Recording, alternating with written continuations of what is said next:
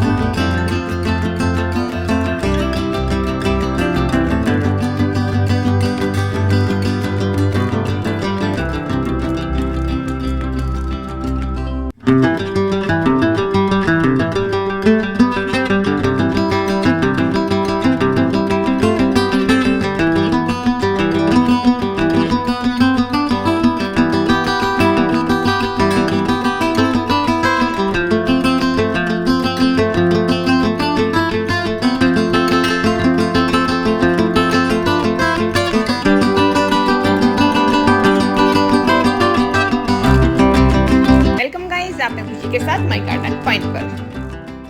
Guys सितंबर और अक्टूबर में हमें अपने बोगनविले के सारे काम निपटा लेने चाहिए। मैंने इस प्लांट की गाइस 25 दिन पहले अच्छे से प्रूनिंग कर दी थी। इसकी मिट्टी को चेंज कर दिया था गाइस। आप देखेंगे मैंने इसको निकाला था, निकाल कर इस पे फंगिसाइड लगाकर दोबारा से मैंने इसको रिपोर्ट किया। और उसकी मिट्टी में गाइस, मेरी मिट्टी में पहले से ही सैंड मिली हुई होती है, तो उसमें मेरे 60% मैंने अपने गार्डन की मिट्टी ली और 40% मैंने वर्मी कंपोस्ट लिया। मेरी मिट्टी में सैंड पहले से ही मिला हुआ है। अगर आपके पास सैंड नहीं मिला हुआ है तो आप 60 में से 40% अपने गार्डन की मिट्टी लीजिए, 20% उसमें सैंड मिलाइए।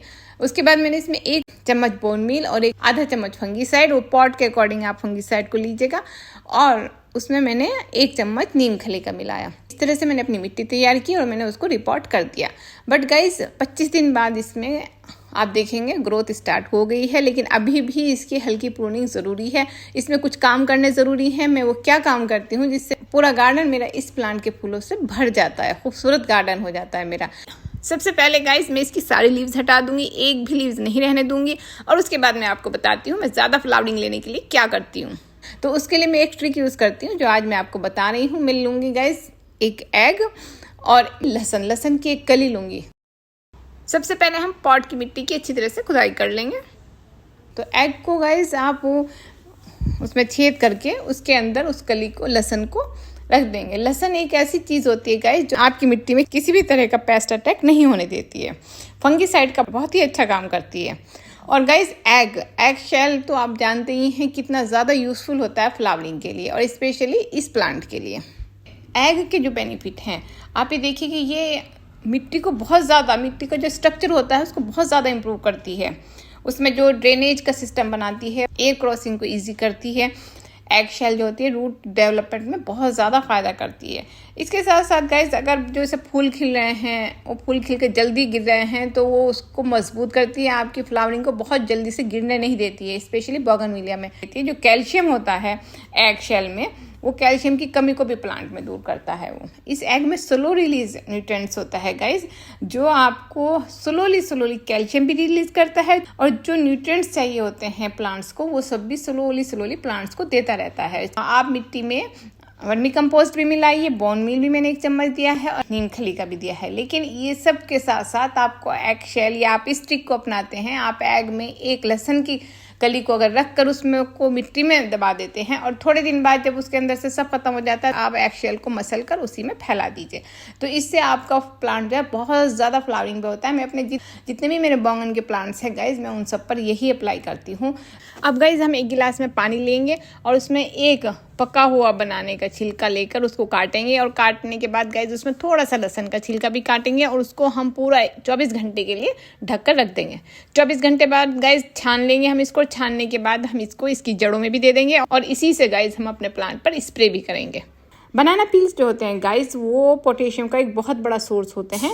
पोटेशियम एक ऐसा न्यूट्रिएंट है जो गाइस फ्लावरिंग के लिए, बैंगन पे फ्लावरिंग के लिए, किसी भी प्लांट पे फ्लावरिंग के लिए बहुत ज़्यादा यूज़फुल होता है। बनाना पील में गाइस पोटेशियम की बहुत ज़्यादा मात्रा होती है, जो कि एक एसेंशियल न्यूट्रिएंट होता है प्लांट की ओवरऑल ग्रोथ के लिए भी और उस पर फ्लावरिंग के लिए भी। अक्सर जब हमें पोटेशियम रिच फर्टिलाइजर चाहिए होता है तो हम बनाना पील का इस्तेमाल करते हैं। एक स्लो रिलीज फर्टिलाइजर होता है गाइस, जो हल्के हल्के अपना पोटेशियम रिलीज करता रहता है और प्लांट की ग्रोथ में और फ्लावरिंग में हेल्प करता है। एक बात ध्यान रखिए गाइस, आप इसको ज़्यादा यूज़ करने से बचिए। अगर हम ज़्यादा मात्रा में पोटेशियम का यूज़ करते हैं तो हमारे प्लांट की हेल्थ पर वो बहुत ज़्यादा इफेक्ट करता है। इफेक्ट ये पड़ता है कि जो मेन न्यूट्रिएंट्स है उसे प्लांट्स लेने में कैपेबल नहीं रहता। तो आप एक लिमिट मात्रा में ही इसका यूज़ करिए। स्प्रे करने के बाद आप उस प्लांट को 2-3 दिन के लिए शेड में रख दीजिए।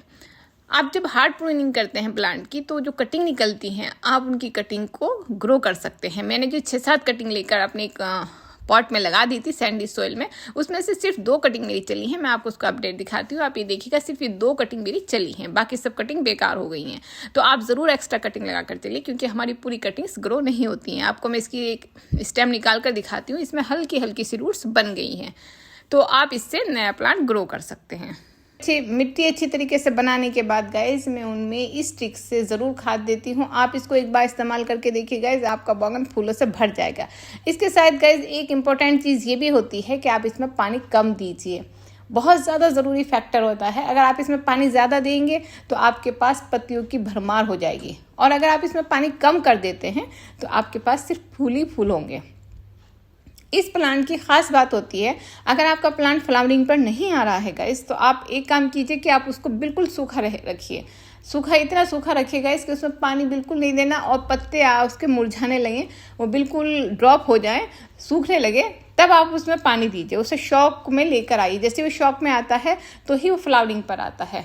फ्लावरिंग के लिए इस प्लांट को शौक देना बहुत ज़्यादा ज़रूरी है गाइस। आप अगर अपने बैंगन में फ्लावर चाहते हैं तो आपको उसमें ये खाद देने के साथ साथ उसको शौक देना पड़ेगा। शौक देने के लिए आप उसका पानी आपको बंद करना पड़ेगा। जब वो बिल्कुल ही मुरझा जाता है, पत्ते ड्रॉप कर देता है, तब आप उसमें पानी दीजिए। लेकिन मैं हमेशा से बोलती हूँ, फिर भरकर पानी दीजिए। गैप से दीजिए बट भरकर पानी दीजिए। आप पूरा अच्छे से उसे पानी दे दीजिए, फिर उसको एक बार और शौक दीजिए। वो ऑटोमेटिक ही फ्लावरिंग पर आ जाएगा। और जब फ्लावरिंग पर आ जाता है शौक से, तो फ्लावरिंग पर आएगा, बट भरपूर फ्लावरिंग होनी चाहिए और फ्लावरिंग काफ़ी दिनों तक ठहरनी चाहिए और ब्राइट कलर, वाइब्रेंट कलर आपके बागन में होने चाहिए। उसके लिए गाइस आपको ये ट्रिक ज़रूर अपनानी चाहिए। मैं ट्रिक यूज़ करती हूँ, ये बागन पे इतनी ज़्यादा फ्लावरिंग आती है कि मेरा गार्डन खूबसूरती से भर जाता है। तो आप भी इस ट्रिक को यूज़ करके देखिए। और ऐसी ही इन्फॉर्मेटिव वीडियो के लिए गाइस आप मेरे चैनल को सब्सक्राइब कीजिए, लाइक और शेयर का बटन ज़रूर दबाइए। नेक्स्ट वीडियो तक गाइस बाय।